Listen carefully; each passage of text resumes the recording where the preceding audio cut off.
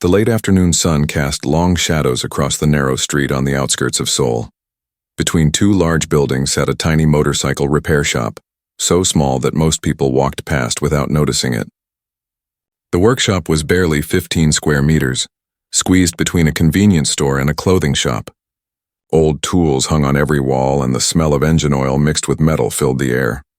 Inside, Ji-won Park wiped grease from her hands with a worn cloth. She was 19 years old, with her hair tied back in a simple ponytail. Her blue work uniform was stained with oil and dirt from a full day of repairs. She stood back and looked at the old motorcycle she had just fixed. It belonged to Mr. Kim, a delivery driver who needed his bike to work every day. Ji-won had inherited this shop 6 months ago when her father died suddenly from a heart attack. Before that terrible day, she had worked alongside him since she was 12 years old. He taught her everything about motorcycles, how to listen to an engine and know what was wrong, how to feel when a bolt was tight enough, how to treat every bike with respect, whether it cost $500 or $50,000. Now the shop was hers. Every morning she woke up early and opened the metal shutters. Every night she closed them late, hoping she had earned enough money to pay the rent. It was hard work. Many customers looked at her young face and asked where the real mechanic was. Some left when they learned she owned the place. They did not believe a teenage girl could fix their bikes, but Ji-won kept working. The walls of her shop were covered with her father's handwritten notes about different repairs. She read them often, hearing his voice in her mind. The tools were old, but she kept them clean and sharp. This shop was all she had left of him. She was testing Mr. Kim's motorcycle when she heard loud voices outside. 3 expensive motorcycles pulled up in front of her shop. The bikes were beautiful, with shiny paint and custom parts that cost more than most people earned in months. The engines made deep, powerful sounds except for one bike that had a strange rattling noise. 3 teenage boys climbed off the motorcycles. They wore designer riding gear, the kind sold in fancy shops in the rich parts of Seoul. Their helmets probably cost more than Ji-won's monthly rent. They were all around 18 or 19 years old, laughing and talking loudly. The boy with the rattling motorcycle pulled off his helmet.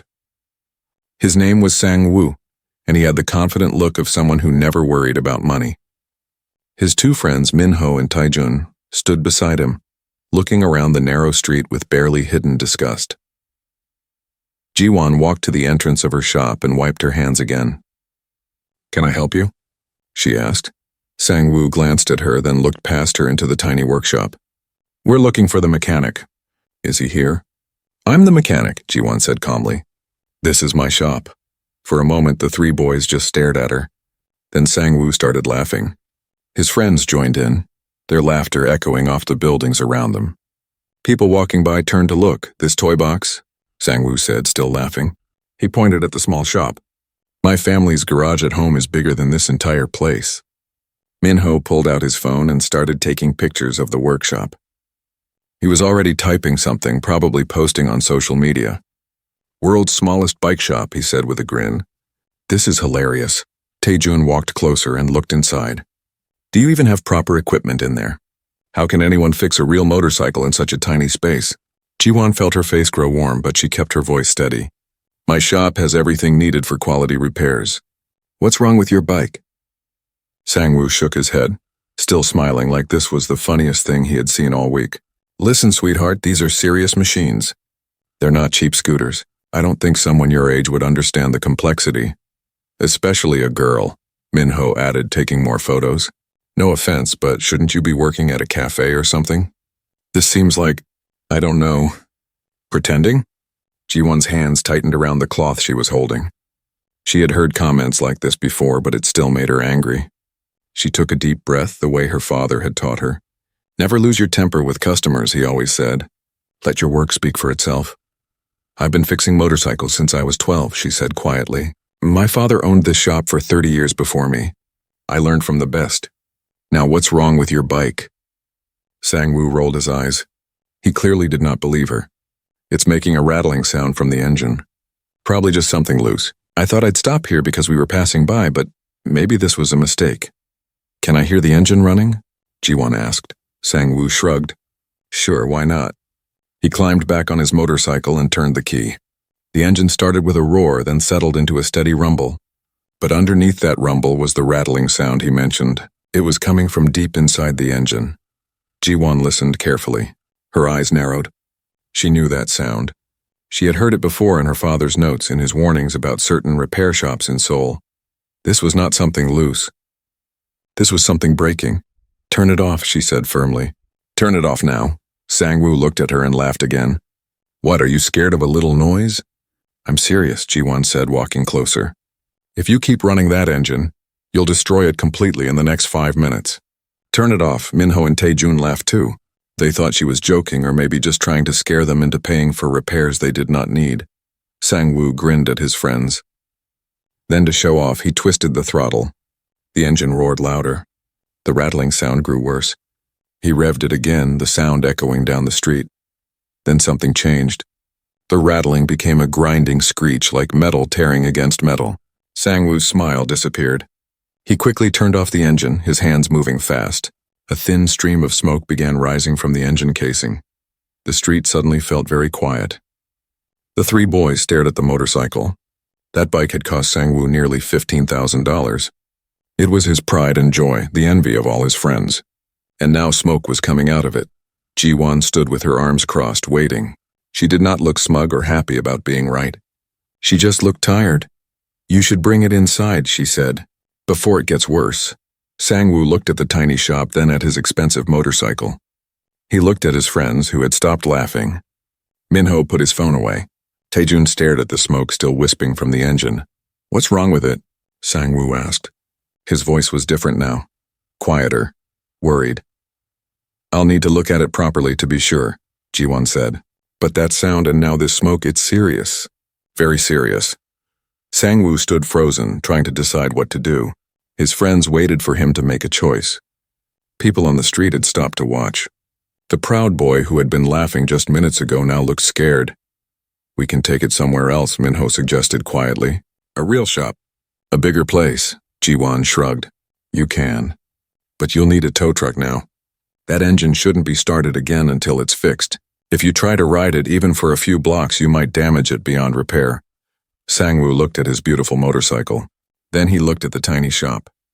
Then he looked at Ji-won, the young woman he had mocked and dismissed. She stood there calmly, waiting for his decision, grease on her hands and confidence in her eyes. Finally, he spoke. "How much will it cost to look at it?" $50 for a full diagnosis," Ji-won said. "If you decide to have me fix it after I tell you what's wrong, that $50 comes off the final bill." Sang-woo nodded slowly. Okay, let's bring it inside."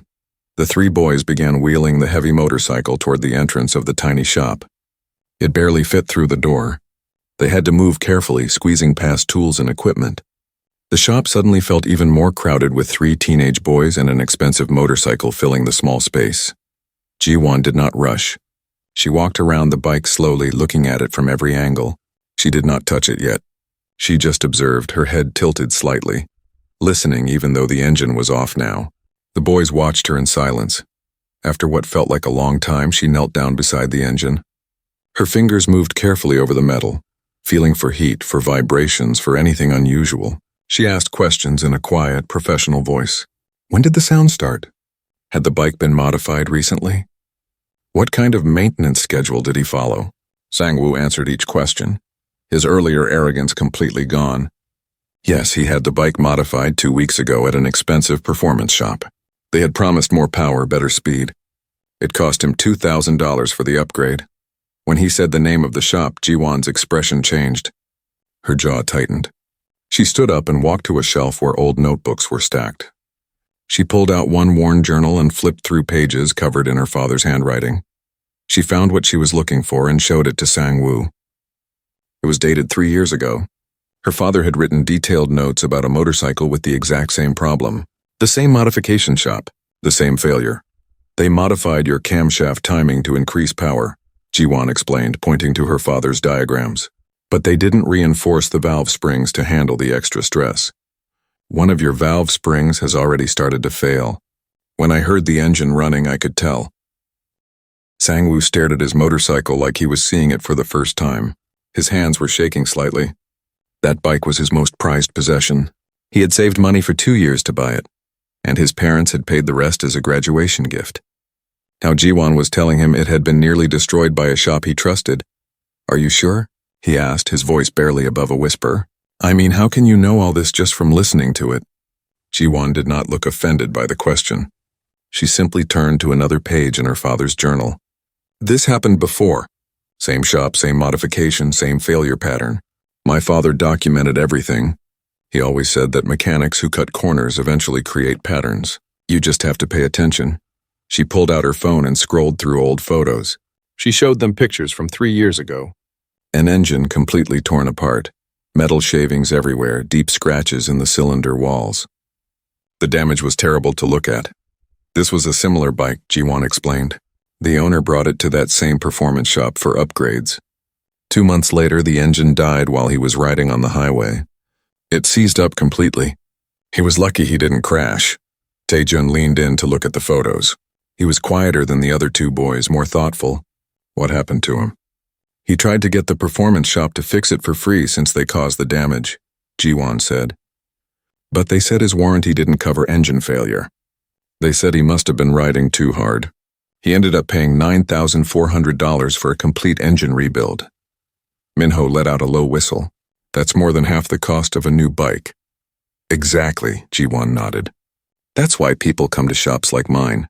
We charge less, but more importantly, we don't create problems just to fix them later. My father taught me that a good mechanic prevents damage, not just repairs it. Sang-woo ran his hand through his hair. He looked stressed and confused. Everything he thought he knew about motorcycle repair was being challenged. He had always believed that expensive meant better. That fancy shops in rich neighborhoods knew more than small shops in poor areas. Now he was not sure about anything. "Can you fix it?" he asked Jiwon. "My bike, I mean. Can you actually fix it?" Jiwon walked around the motorcycle again, examining it carefully. "Yes, I'll need to remove the cylinder head and inspect the damage. I'll have to replace the failed valve spring and probably all the others too. Since they're all under the same stress, I'll need to check the camshaft timing and reset it to factory specifications. And I'll need to flush the entire oil system to remove any metal fragments." "How long will that take?" Taejun asked. 3 days, Jiwon said. "Maybe 4 if I find additional damage when I open it up.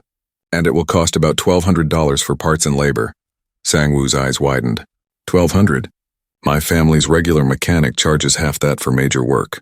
Jiwon shrugged and turned back to the other motorcycle she had been working on before they arrived. "Then take it to them. I'm just telling you what the repair costs here." "Wait," Sang-woo said quickly. "I didn't mean... I just meant that seems like a lot." "It's a lot of work," Jiwon replied without turning around. She picked up a wrench and started working on Mr. Kim's bike again, her movements smooth and confident. Quality parts, proper installation, thorough testing. If you want it done cheap and fast, there are plenty of other shops. But cheap and fast is probably what got you into this situation. The 3 boys looked at each other. Sang-woo pulled out his phone and called his family's regular mechanic, a man named Mr. Cho who had worked on their motorcycles for years. The phone rang several times before Mr. Cho answered. "Hey, Mr. Cho, it's Sang-woo," the boy said, trying to sound casual. "I've got a problem with my bike. It's making a rattling sound from the engine and now there's smoke coming out." Through the phone, they could hear Mr. Cho's voice. "Rattling sound? Probably just a loose heat shield or maybe an exhaust mounting bracket. Nothing serious. Bring it by tomorrow and I'll take a look. Should be about $400 or $500 to fix, depending on what it is." Sang-woo glanced at Jiwon, who was still working on the other motorcycle. "Did you want to know about any recent work done on it? I had it modified a couple weeks ago." "Nah, doesn't matter." Mr. Cho's voice came through the speaker. "I'll figure it out when I see it. Just bring it in." Something about that casual response bothered Sang-woo. Mr. Cho did not ask about the modifications. He did not ask about the smoke.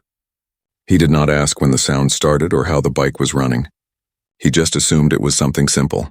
"Okay, thanks," Sang-woo said slowly. "I'll think about it." He ended the call. While Sang-woo had been on the phone, Taejun had wandered closer to where Jiwon was working. She was removing a carburetor from the old motorcycle, her hands moving with practiced ease. Every motion had purpose. She did not fumble or hesitate. "What's wrong with this one?" Taejun asked. Jiwon glanced up at him. "Old carburetor. The bike belongs to a delivery driver.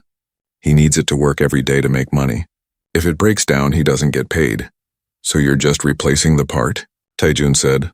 Not just replacing, Ji-won corrected him. She held up the new carburetor she was about to install. I'm also adjusting the fuel mixture for better efficiency. This bike is old and gas is expensive. If I can make it run on less fuel without losing power, I save him money every single day. How much does a repair like this cost? Minho asked, joining his friend. The part costs $80, Ji-won said. I'm charging him $150 total.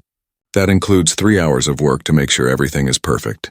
The carburetor itself only takes about 40 minutes to replace, but I'm going to test it, tune it, and make sure the timing is right. I want this bike to run for another 10 years. The three boys exchanged looks. At the fancy shops they knew, mechanics charge by the hour, usually around $100 per hour or more. Ji-won was charging less than $25 per hour for her labor. It did not make sense. While they were thinking about this, Minho noticed something on one wall of the tiny shop. It was covered with photographs. Dozens and dozens of photos, maybe over 100. They were all pictures of people standing next to their motorcycles, smiling. Beneath each photo was a handwritten note. Minho walked over to read some of them. The first note he read said, "You fixed my scooter for half what the dealer wanted. Thank you for being honest. You saved my delivery business." Another note read, "Everyone told me to buy a new bike. You made my old one run like new for 1/10 the cost. You're a miracle worker." There was a photo of a woman in a food blogger outfit standing next to a delivery scooter. Her note said, "You didn't just fix my bike. You saved my business. When I had no money, you trusted me to pay later. I will never forget your kindness." Minho read note after note. Stories of single parents who could not afford expensive repairs. College students with old bikes they depended on. Delivery workers who needed their motorcycles to feed their families. In every photo, every note, the gratitude was real and deep. "Hey, look at this one," Minho said quietly to the others. He pointed to a note from a teenage boy. It said, "I have a cheap bike. Every other shop laughed at me or said it wasn't worth fixing. You treated my bike like it mattered. You treated me like I mattered. Thank you for that." Sang-woo came over to read the notes too. There was something uncomfortable growing inside him. It was a feeling he did not like. Guilt maybe, or shame. He thought about how he and his friends had laughed at this shop just 30 minutes ago. How they had mocked it, taken pictures to make fun of it online. How they had dismissed Ji-won because she was young and female. But these notes told a different story. They told the story of someone who cared about people, not just about motorcycles. Someone who saw past the price tag and the brand name to the human being who needed help. Taejun had moved to another section of the wall.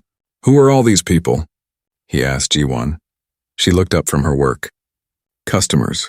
People my father helped. People I help now. My father started that wall 20 years ago. He said it was important to remember why we do this work. It's not about the machines. It's about the people who need them. Your father must have been a good man," Taejun said softly. For the first time, they saw Ji-won's expression change. A sadness passed over her face, but also pride. "He was the best man I ever knew. He taught me everything about fixing motorcycles. But more than that, he taught me why it matters. He used to say that motorcycles are freedom machines. They take people to work, to school, to see their families. That's a responsibility, not just a business." Just then, an old man rode up on a vintage motorcycle. The engine was running rough, sputtering and coughing. He parked carefully in front of the shop and climbed off slowly. He was probably in his 70s, wearing a worn jacket and old riding gloves. "Good evening, Mr. Kim," Ji-won called out with a warm smile. She wiped her hands on a cloth and walked over to greet him. "Good evening, Ji-won," the old man said. He looked tired. "I'm sorry to bother you so late, but my bike is acting up again. I don't have much money right now. The pension check was smaller this month, but I really need the bike for my part-time job." "Don't worry about that right now," Ji-won said gently. "Let me hear what she's doing." The next morning arrived with a gray sky that promised rain later in the day. Ji-won opened her shop at 6:30, an hour earlier than usual. She wanted to get started on Sang-woo's motorcycle right away. The parts she ordered last night would arrive by 9, but there was preparation work she could do first. At 7 in the morning, she heard motorcycles approaching. She looked up from the workbench where she was organizing tools and was surprised to see Sang-woo, Minho, and Taejun parking their bikes outside. They were all dressed in regular clothes today, not their fancy riding gear. "You're here early," Ji-won said as they walked into the shop. Sang-woo looked a bit embarrassed. We wanted to see how the repair goes. If that's okay. Ji-won shrugged. It's your bike. You can watch if you want, but it's going to be boring. A lot of careful work, not much excitement. That's fine, Taejun said. He seemed genuinely interested. Ji-won had already moved Sang-woo's motorcycle to the center of the small workspace. She had spread a clean cloth on the floor with different sections marked out. This was where she would place each part as she removed it, organized by location and removal order. Why do you do that? Minho asked, pointing at the cloth with its marked sections. So I don't get confused during reassembly, Ji-won explained. Every bolt, every washer, every piece goes in a specific spot on this cloth. When I put it back together, I work backwards through the cloth. Nothing gets lost. Nothing gets put in the wrong place. The boys watched as Ji-won began her work. She did not rush. Every movement was deliberate.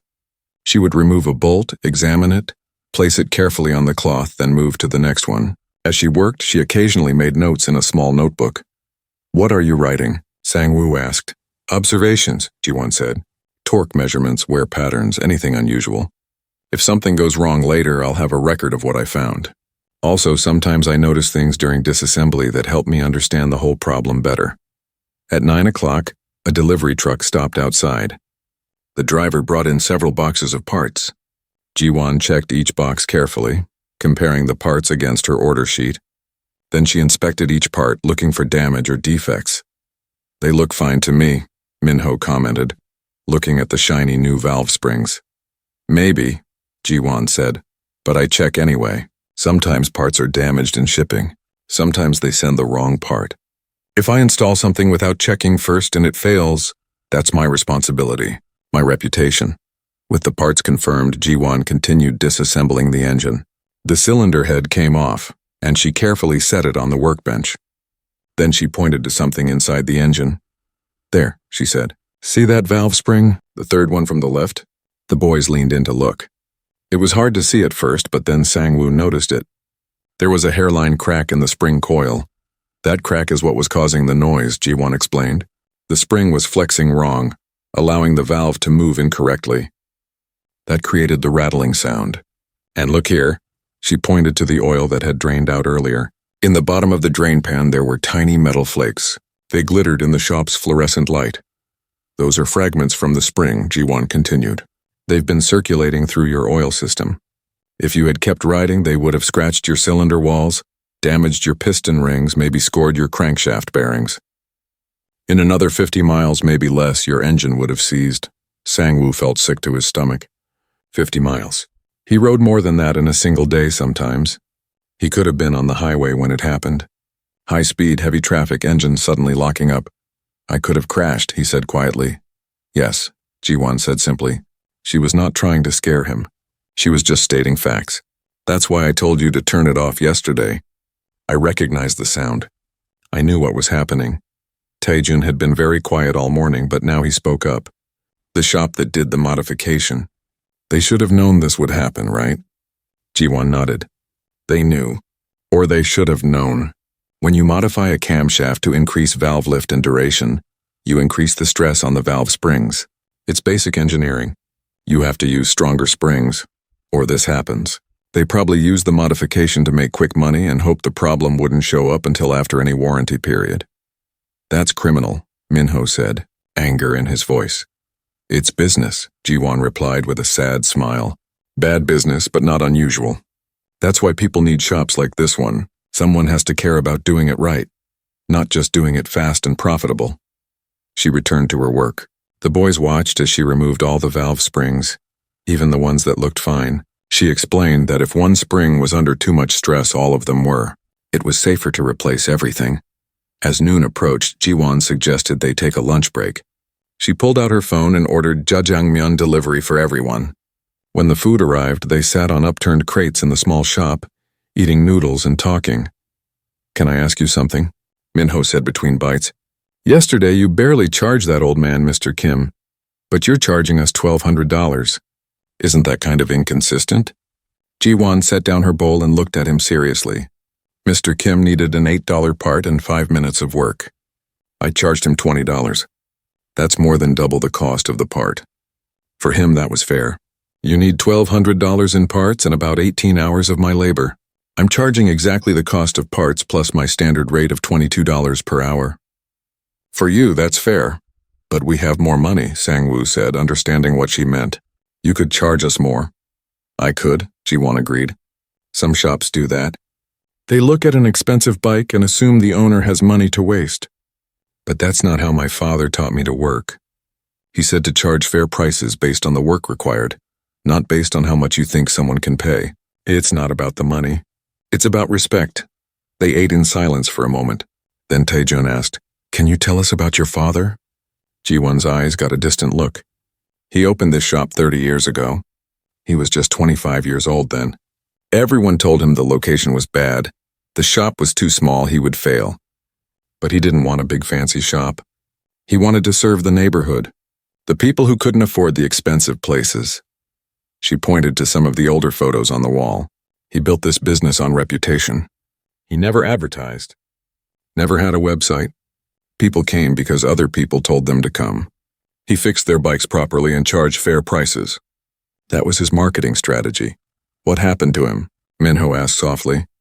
Heart attack, Ji-won said. 6 months ago. He was working late on a repair.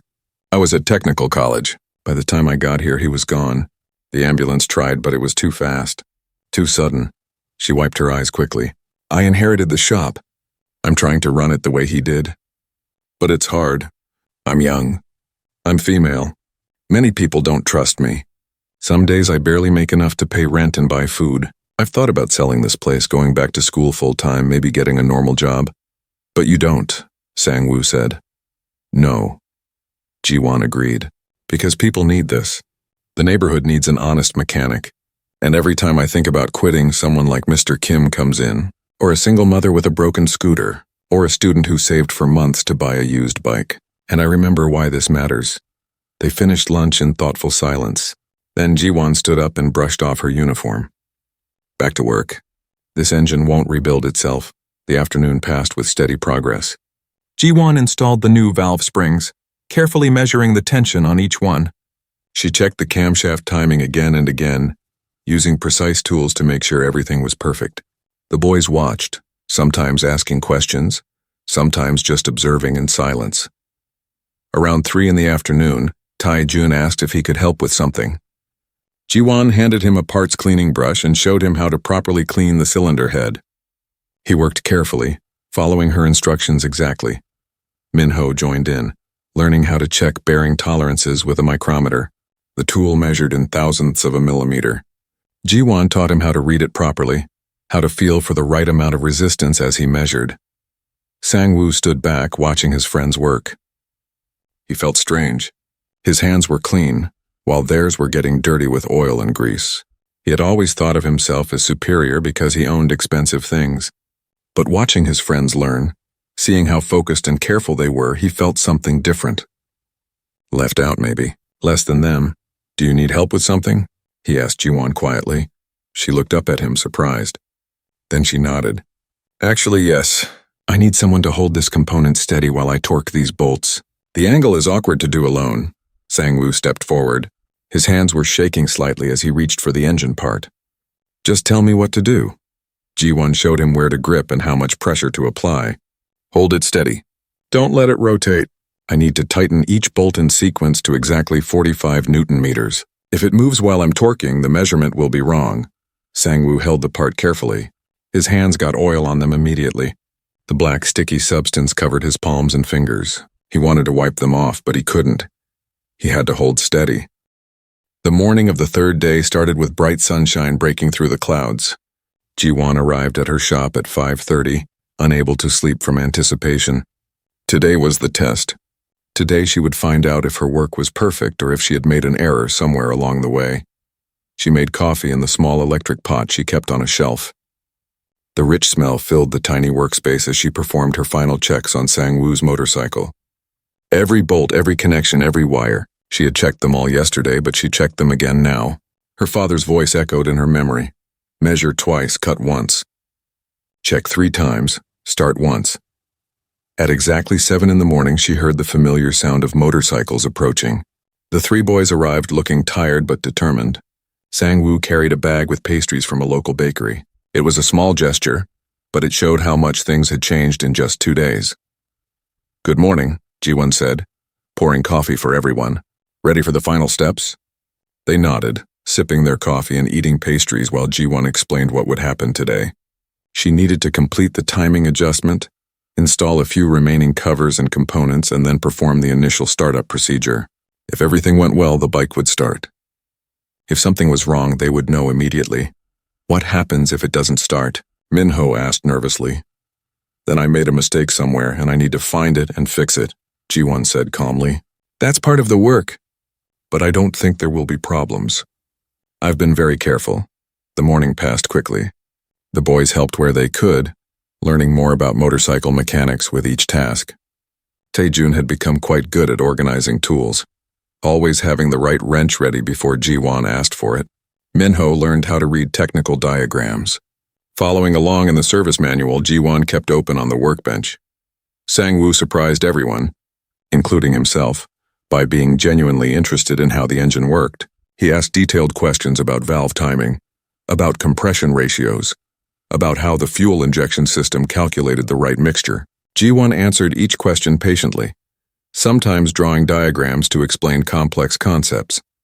"You're good at this," Ji-won told him at one point. "You have a mind for mechanical systems. Have you ever thought about studying engineering?" Sang-woo looked uncomfortable. "My parents want me to study business. Take over the family company eventually. I never really thought about what I wanted." "Well," Ji-won said, tightening a final bolt, "maybe you should think about it. Life is too short to spend it doing something you don't care about." Around noon, an older man walked into the shop. He was well-dressed, wearing an expensive suit and carrying a leather briefcase. The boys recognized the type immediately. Someone important. Someone with money and authority. "Is this Park's motorcycle repair?" the man asked, looking around the small space with barely hidden distaste. "Yes," Ji-won said, wiping her hands. Can I help you? "I'm looking for the owner." "Is your father here?" "I'm the owner," Ji-won replied evenly. "My father passed away 6 months ago. I run the shop now." The man looked skeptical. "I see. Well, I'm Mr. Cho. I operate the Premium Motorcycle Service Center in Gangnam. I've been hearing some interesting rumors about this place lately." Sang-woo's eyes widened. This was his family's regular mechanic, the man he had called 2 days ago about the rattling sound. "What kind of rumors?" Ji-won asked, her voice neutral. "Rumors that you've been telling customers that my shop does poor quality work," Mr. Cho said, his tone becoming aggressive. "That we create problems intentionally. That's a very serious accusation, young lady. It's also defamation, which could lead to legal problems for you." "I've never mentioned your shop to anyone," Ji-won said calmly. "I don't talk about other businesses. I focus on my own work." Mr. Cho's eyes narrowed. Then he spotted Sang-woo standing near the motorcycle. "Wait, you're the Kim family's boy, aren't you? Your father brings your bikes to my shop." Sang-woo nodded reluctantly. "Yes, sir."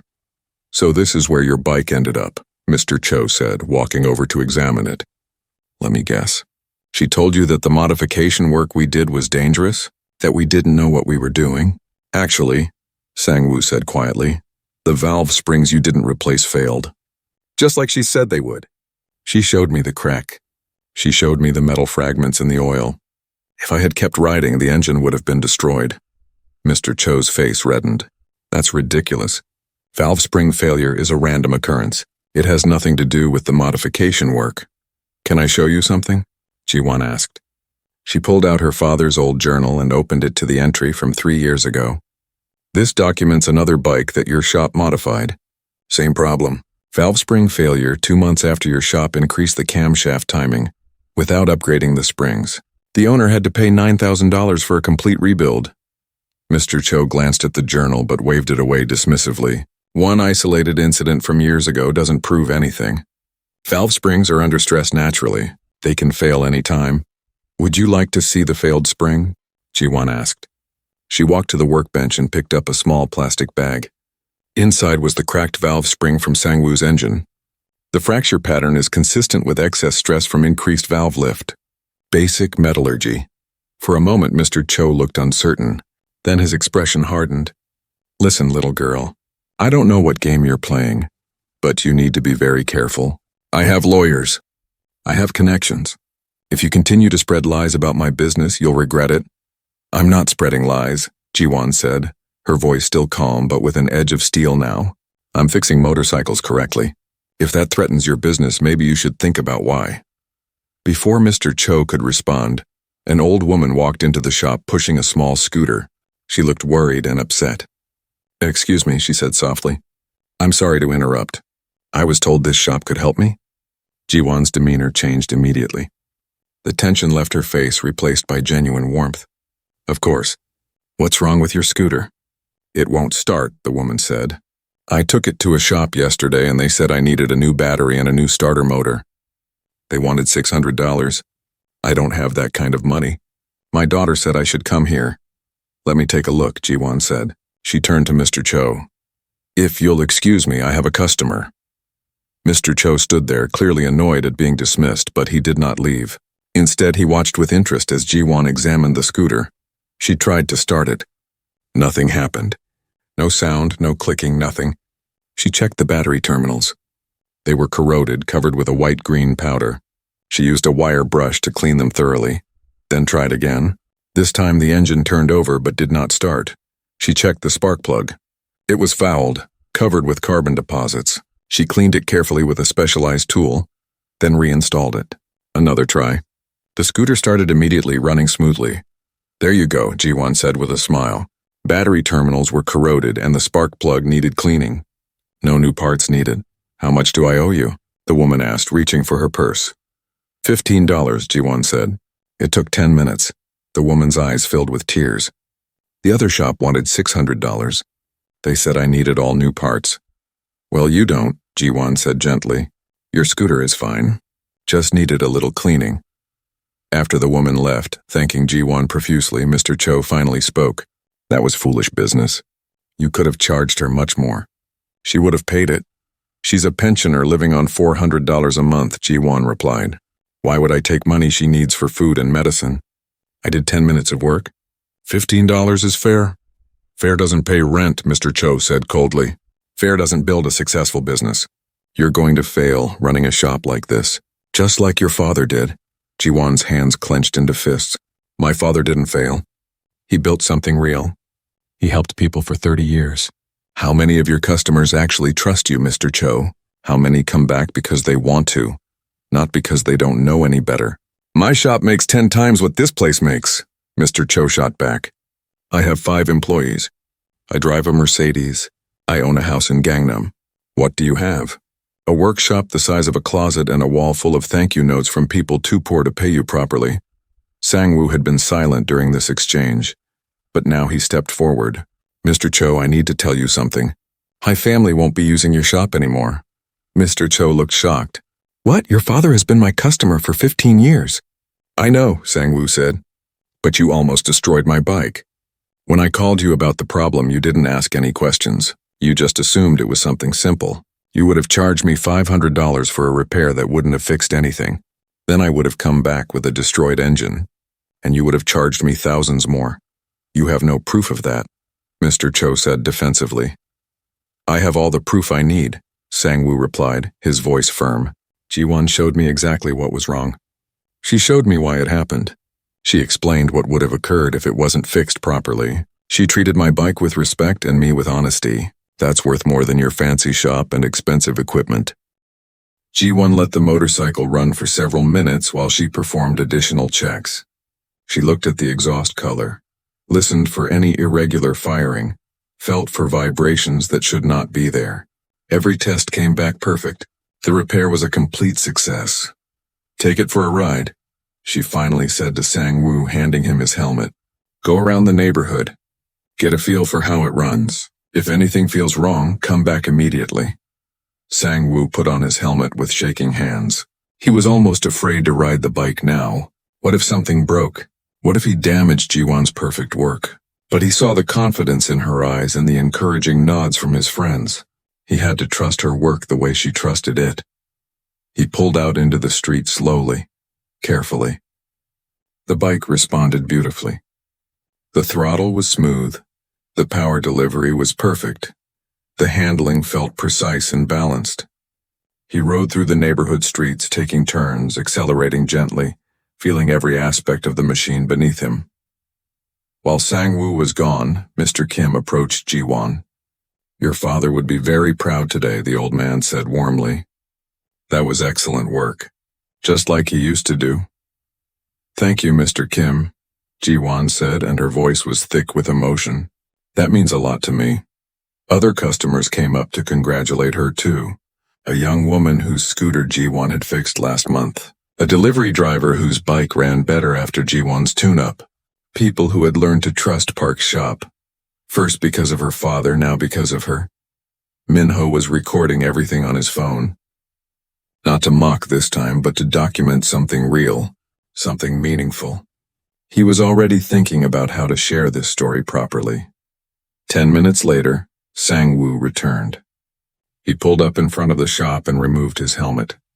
His face was flushed with excitement and his eyes were bright. "It's perfect," he said, his voice full of wonder. "It's absolutely perfect. The bike has never run this well. Ever.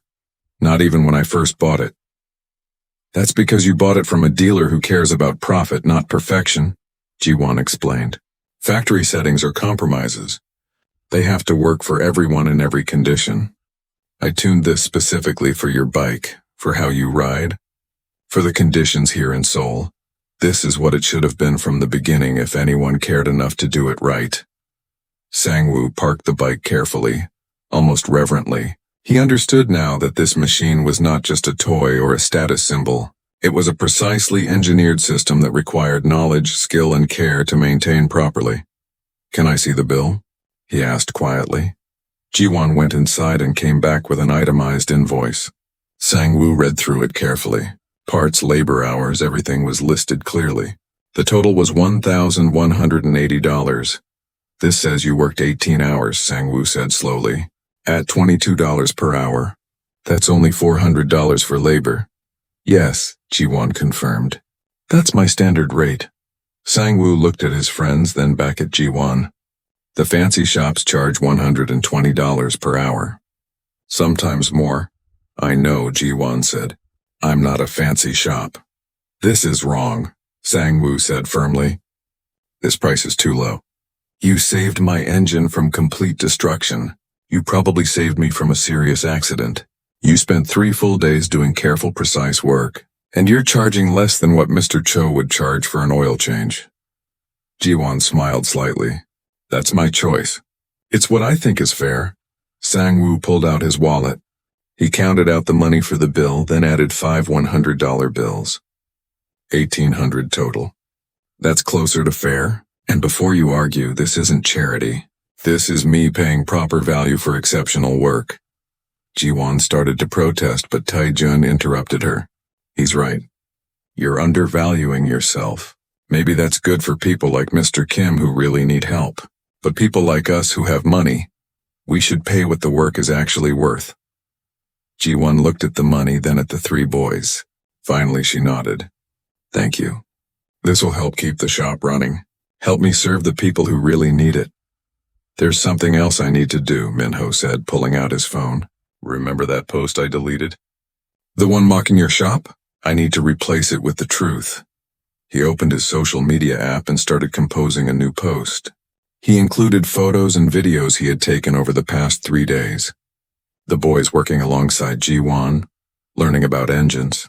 The perfect sound of Sang-woo's repaired motorcycle. The wall of thank you notes from grateful customers. He wrote, "3 days ago my friends and I mocked this tiny motorcycle shop. We laughed at the size, the location, the young woman who owns it. We were wrong about everything. This is the story of how a 19-year-old mechanic taught us what real skill looks like." He wrote about the failed valve spring, about Mr. Cho's dangerous modification, about how Ji-won's knowledge and careful work saved Sang-woo's expensive bike. He wrote about Mr. Kim and his $15 repair. He wrote about the difference between price and value, between expensive and good. He ended with, "Park's motorcycle repair in Hongdae District. Best mechanic in Seoul. Period. Go here if you want honest work at fair prices. Go here if you want someone who actually cares about your bike and your safety." We came to muck. We left as believers. He added the location tag and posted it. Within minutes, the reactions started coming in. Likes, shares, comments. People asking where exactly the shop was. Other young riders sharing their own stories about being overcharged or misled by fancy shops.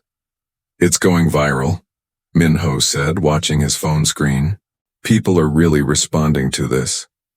Over the next hour, the post spread rapidly through Seoul's motorcycle community. Young riders, older riders, people who were tired of expensive shops that cared more about profit than quality. The comments kept coming. I've heard of this shop. My uncle goes there. Finally, someone calling out those rip-off dealers. Is she really only 19? That's incredible skill for her age. I'm definitely checking this place out. Ji-won watched the phone screen with a mixture of excitement and concern. This is a lot of attention, she said nervously. I'm not sure I can handle a flood of new customers. The shop is so small and I'm only one person. Maybe that needs to change, Sang-woo said thoughtfully. Maybe you need help. I can't afford to hire anyone, Ji-won replied. I barely break even most months. What if you didn't have to pay them? Tae-jun suggested. What if they worked for education instead of money? Ji-won looked at him curiously. What do you mean? We want to keep coming here, Tae-jun explained. We want to keep learning.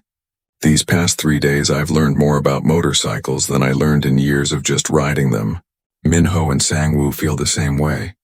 What if we became your apprentices? Apprentices? Ji-won repeated, surprised. We could come on weekends, Minho said, getting excited about the idea. We're all in college during the week, but Saturdays and Sundays we're free. We could help with basic work, learn from you, and you could handle more customers. I can't pay you, Ji-won warned. I told you money is tight. We don't need money, Sang-woo said. We need education. Do you know how much people pay for technical schools? Thousands of dollars per semester. You'd be teaching us skills that actually matter. Hands-on experience with real motorcycles, real problems. That's worth more than money. Ji-won looked uncertain. I don't know.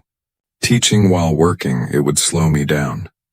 And you might get bored after a few weeks. Motorcycle repair is not always exciting. A lot of it is repetitive, tedious work. Let us try, Tae-jun said earnestly. Give us 1 month. If we don't show up or we do bad work or we get in your way, we'll stop. But I think we can really help. And I know we want to learn. Ji-won thought about it. She thought about the growing number of customers who needed help. She thought about how exhausted she was working 12-hour days, 6 days a week. She thought about her father who had always believed in teaching the next generation. Okay, she said finally, 1 month trial. You come Saturday mornings at 7. You do exactly what I tell you to do. You start with the basics, tool organization, cleaning, simple maintenance. If you stick with it and prove you're serious, I'll teach you real repairs. Deal? Deal, all 3 boys said together, grinning. They spent the rest of the afternoon making plans. Sang-woo would talk to his parents about the arrangement. Minho would manage the social media response and help set up a proper appointment system, so Ji-won was not overwhelmed. Tae-jun would research the best ways to organize the small workspace for efficiency. As evening approached and the boys prepared to leave, a black luxury car pulled up outside the shop. A well-dressed man in his 50s stepped out. He looked serious and important. Are you Park Ji-won? He asked. Yes, Ji-won replied cautiously. After Mr. Cho's threatening visit, she was wary of official-looking strangers. I'm Detective Park from the Consumer Protection Bureau, the man said, showing his identification. Not related to you, different Park. I've been investigating complaints about a certain motorcycle service center in Gangnam. I understand you might have relevant information. Ji-won's eyes widened. Are you investigating Mr. Cho's shop? I can't discuss details of an ongoing investigation, the detective said. But I've been receiving complaints for months about unnecessary repairs, aggressive sales tactics, and possible fraud. 2 weeks had passed since Sang-woo's motorcycle repair, and everything had changed for Ji-won. Her phone rang constantly with appointment requests. People from all over Seoul wanted to bring their bikes to the young mechanic who had become famous overnight. The tiny shop that had been mocked was now overwhelmed with customers. It was Saturday morning, 6:45. Ji-won arrived at the shop to find Sang-woo, Min-ho, and Tae-jun already waiting outside. They were not wearing their expensive designer clothes anymore. Instead, they wore simple work clothes and carried tool bags they had bought themselves. "You're early," Ji-won said with a smile, unlocking the metal shutters. "We're excited," Tae-jun admitted. "We've been looking forward to this all week." Inside the shop, coffee was made and work began immediately. True to her word, Ji-won started them with the basics: tool organization, cleaning methods, proper storage procedures. The boys did not complain about the simple tasks. They understood now that every part of motorcycle maintenance mattered.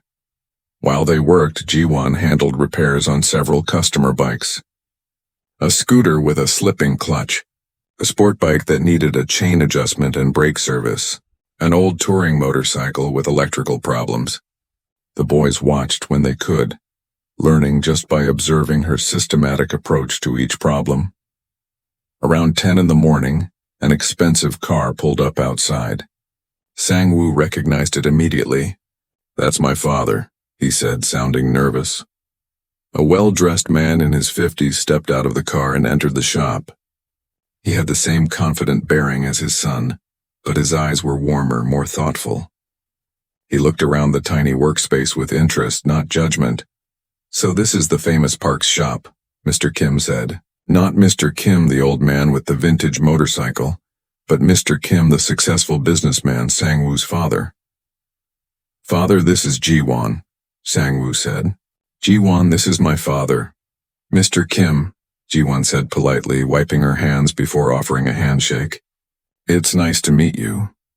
"My son tells me you saved his motorcycle," Mr. Kim said, shaking her hand. "And possibly saved him from a serious accident. I wanted to meet the person who did that." "I just did my job," Ji-won said modestly. "From what I understand, you did much more than that," Mr. Kim replied. He pulled out his phone and showed her a document. "This is from the Consumer Protection Bureau. They've opened a formal investigation into Mr. Cho's shop based partly on evidence you provided. They've found similar problems with at least 7 other motorcycles in the past 2 years." Ji-won felt a mix of relief and sadness. Relief that dangerous practices would be stopped. Sadness that it had taken so long and affected so many people. "There's something else," Mr. Kim continued. "My son has been talking constantly about becoming a mechanic, about studying engineering instead of business, about learning a trade with his hands instead of managing from an office." Sang-woo looked down at the ground, clearly embarrassed that his father was sharing this. "At first I was upset," Mr. Kim admitted. "I built my company for him. I wanted him to take over, to continue what I started. But then I thought about something. I started my business 35 years ago because I loved what I did. I loved building things, creating things. Over the years it became about money and success instead of passion. Somewhere along the way I forgot why I started." He looked at his son with genuine affection. "If Sang-woo wants to work with motorcycles, to learn a real skill, to do something he's passionate about, then I should support that. Just like my father supported me when I chose business over his wish for me to become a doctor." "Thank you, Father," Sang-woo said quietly, and there was emotion in his voice. "However," Mr. Kim said, and his tone became more businesslike, "I have a proposal, Ms. Park. Your shop is too small for the demand you're receiving. I've been watching the social media response. You're turning away customers because you simply don't have space or time. That's bad for business and bad for the community that needs your services." "I know," Ji-won admitted, "but I can't afford a bigger space. Rent in Seoul is expensive and I'm barely staying above water as it is." "What if I told you the shop next door is closing?" Mr. Kim said. "The clothing store. The owner is retiring. The space is 3 times larger than your current shop. I own the building." Ji-won's eyes widened. "You own this building?" "I own several properties in this neighborhood," Mr. Kim explained. "I bought them years ago as investments. I'm willing to offer you the expanded space at a reasonable rent. Not charity, but a fair price that a growing business could afford. I don't understand, Ji-won said slowly. Why would you do that? 3 reasons, Mr. Kim said, holding up 3 fingers. First, you saved my son from a dangerous situation and probably saved me $50,000 in total costs. Second, my son and his friends want to apprentice here, and I want them learning in a proper environment with room to work safely. Third, and most importantly, I've lived in this neighborhood for 15 years. I've seen businesses come and go. Most of them care only about profit. Your father's shop was different. Your shop is different. The neighborhood needs this. I can afford to help make it succeed. Ji-won felt overwhelmed. I don't know what to say. Say you'll think about it, Mr. Kim suggested. I'm not asking for an answer today. But the offer is real. You would have proper lifts, more tool storage, a customer waiting area, and space for your apprentices to work without getting in your way. You could hire more people eventually. You could serve more of the community. But I don't want to lose this space, Ji-won said, looking around the tiny original shop. This is where my father worked. This is where everything started. I can't just abandon it. You don't have to, Mr. Kim said. Keep both spaces. Use this one for walk-in customers and simple repairs the way your father did. Use the new space for complex work and teaching. The rent I'm proposing for the larger space is only marginally more than what you pay now, and your business is growing fast enough to support it. Ji-won walked to the wall of photographs and thank you notes. She touched one of the older pictures, a photo of her father standing proudly next to a restored vintage motorcycle. She could almost hear his voice advising her. Can I really think about it? She asked. This is a big decision. Take a week, Mr. Kim said. Talk it over with people you trust. Look at the space, imagine what you could do with it. Then give me your answer. After Mr. Kim left, the boys gathered around Ji-won. You should do it, Min-ho said immediately. This is an amazing opportunity. But what if I fail? Ji-won said, voicing her deepest fear. What if I expand and then I can't handle it? What if I lose everything? You won't fail, Sang-woo said with certainty. Do you know how many customers you've turned away in the past 2 weeks? More than 50. 50 people who needed help and couldn't get it because you're at capacity. You're not failing. You're succeeding so much that you've outgrown this space. He's right, Taejun added, and you won't be doing it alone. You'll have us helping, and once word spreads more, you could hire other apprentices, young people who want to learn a real trade. You could teach them the way your father taught you. Ji-won thought about that. Teaching more young people, creating more skilled mechanics who cared about quality and fairness. Building not just a shop but a tradition, a movement even. The idea was both terrifying and thrilling. That afternoon, Mr. Kim's property manager brought keys and let them look at the empty shop space next door. It was 3 times the size of Ji-won's current workshop. There was room for proper motorcycle lifts, extensive tool storage, a clean customer area, and space for multiple people to work without crowding each other. The boys explored excitedly, pointing out where different equipment could go, how the workflow could be organized. Ji-won walked through more slowly, trying to picture it, trying to see if this felt right. In one corner, she found an old sign that the clothing store owner had left behind. It said, "Quality first always." She smiled. Her father would have liked that sign. Over the next week, Ji-won thought constantly about the decision. She talked to Mr. Kim, the old man with the vintage motorcycle, who encouraged her. She talked to other regular customers who all said they supported whatever she chose. She even visited her father's grave and told him about the opportunity, asking for guidance she knew would only come from her own heart.